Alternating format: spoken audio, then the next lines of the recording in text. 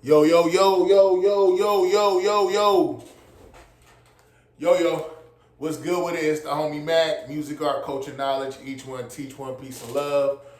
As always, reporting live from the Dogon.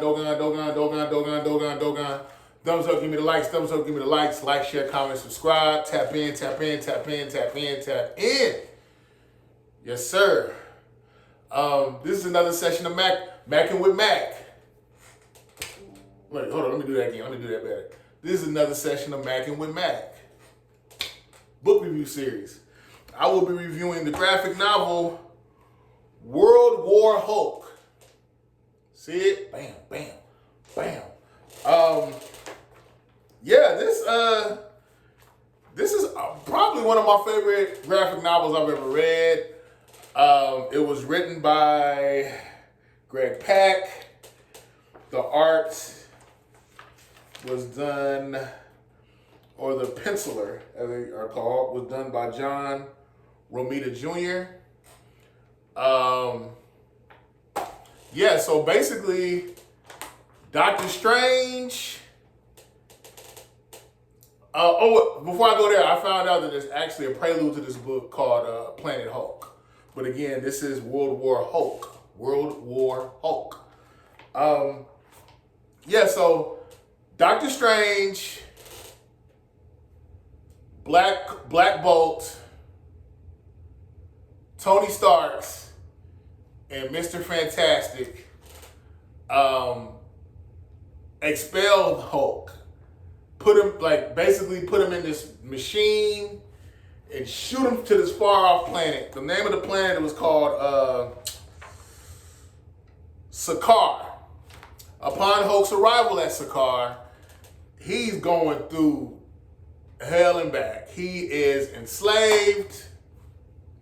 He's forced to become a gladiator, fighting to the death. He's treated as if he's a monster, like he's a spectacle. He arises through that. He rises through those ranks. He transitions, and eventually becomes the king of Sakaar, and has a queen named Caiera, Caiera. Has his own clique of warriors called Warbound, which consists of Korg, Meek, Elio, Brood, and Hiram.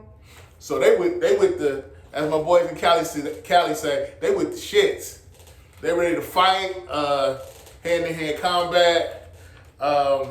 This is the crew, Warbound. You can see them. See it. Yeah, so think about it. You were excommunicated, shot out to a far-off galaxy, to another planet called Sakaar. You're enslaved. You're forced to become a gladiator to fight to the death. You arise through all that, become the king. You want your get back. You want your retribution. You want your reprisal. You know that Doctor Strange, Black Bolt, Mr. Fantastic, and Tony Starks, these dudes, your friends, these heroes, sent you out to another planet. Now, the reason for that is in the prequel Planet Hulk. But here we are, World War Hulk. He's sent off. And mind you, once he becomes established, he's situated, he wants his reprisal. So naturally, what does he do? He goes to Earth. He's like, look, y'all got tweaked. He lands specifically in New York City.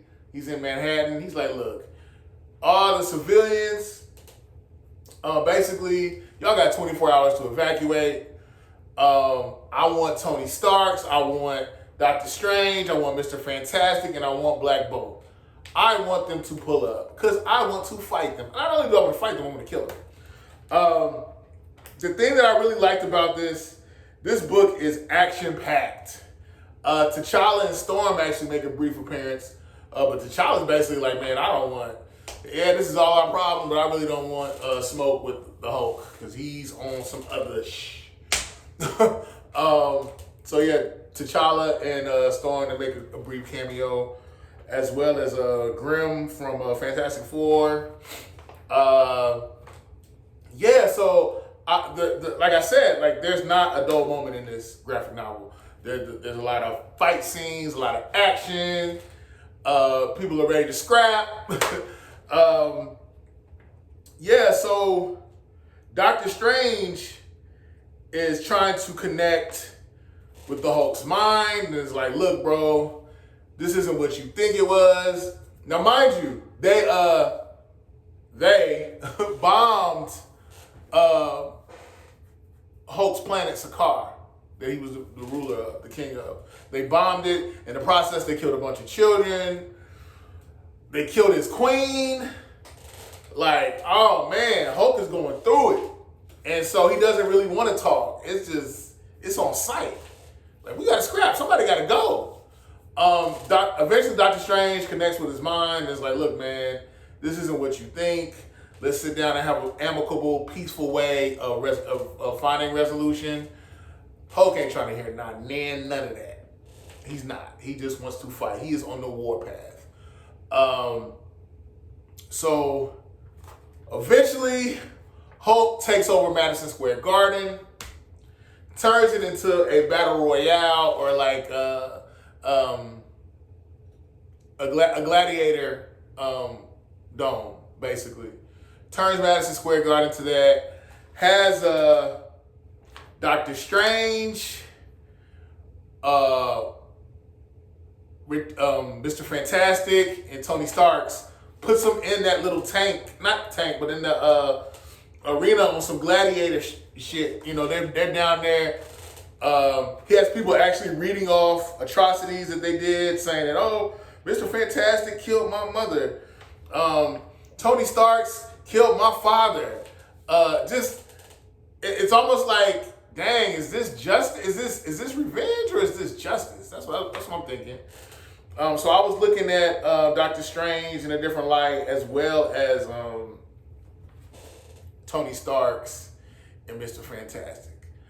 So it goes from they're fighting these random monsters to now they got to fight each other. And the thing is, he put these things called obedience. I forgot what they call it. It's like something they put around their neck. It's like an obedience chain where it it essentially restricts their power so they can't get off and do what they would normally do. But someone named Sentry, I've never heard of this guy. Like I said, I'm just now really getting into the comic world. But Sentry, basically, they tell Sentry, like, look, bro, you're our last hope. You have the strength of 1,000 suns. Like, you're our last hope. But the thing is, the man's schizophrenic. I'm not knocking people that have schizophrenia or mental health issues. I'm not knocking that. But it's like, that's kind of, it's interesting that you have all this power, but you have a very intense neurological disease. So it's like, how do you know how to even make use of your power effectively? Are you of the mind to employ wise judgment? But yeah, Sentry comes down. And mind you, Doctor Strange actually, before he talked to Sentry, he was like, look, man, I'm going to have to... Was it Sentry or the dude, Richard? He was telling somebody, like, look, I have to... I'm not sure if it was Sentry. I can't remember who he was talking to.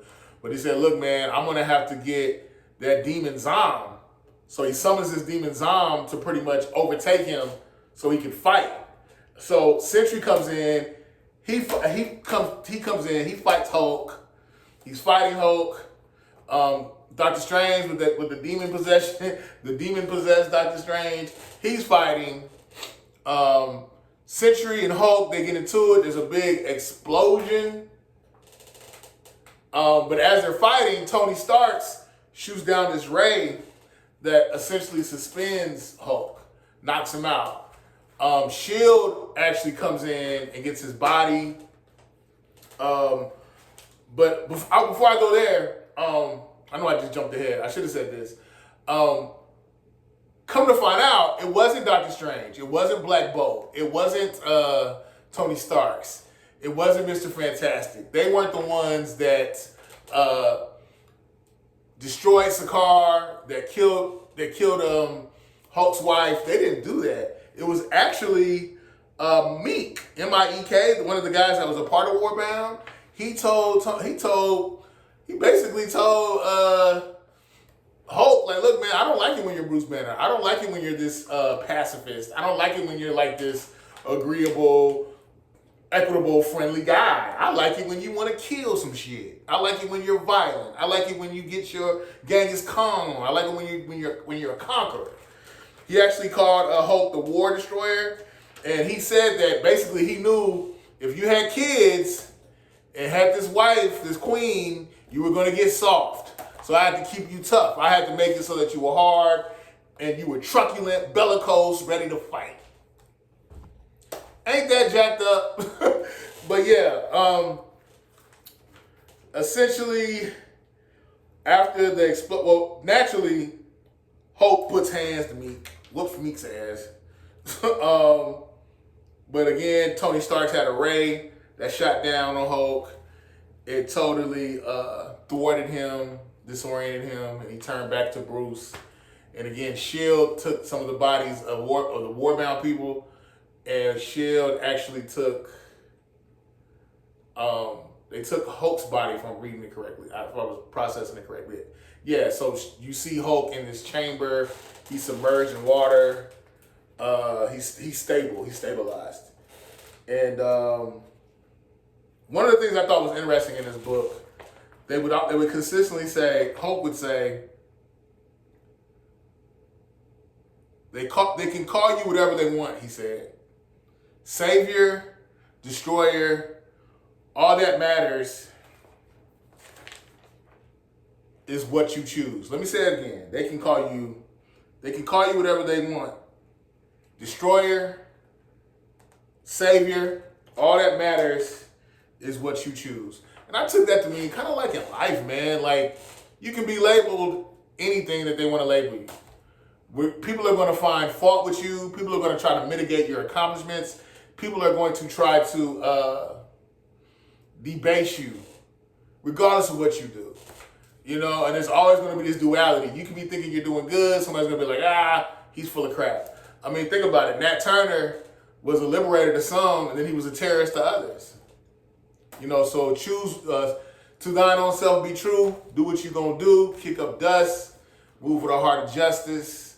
Stay solid. World War Hulk. I recommend this. Highly recommend this. In the back of the book, it says, get behind this, baby. It's really good. Ken Tucker from Entertainment Weekly. Yes, I concur. Probably more than any other book, graphic novel I've displayed on this channel. I want to vehemently get behind this one. I think this is a must read. It's classic material. It's the homie Mac Man. Each one teach one piece of love. Thumbs up, give me the likes. Thumbs up, give me the likes. Signing out from the Dogon. Love.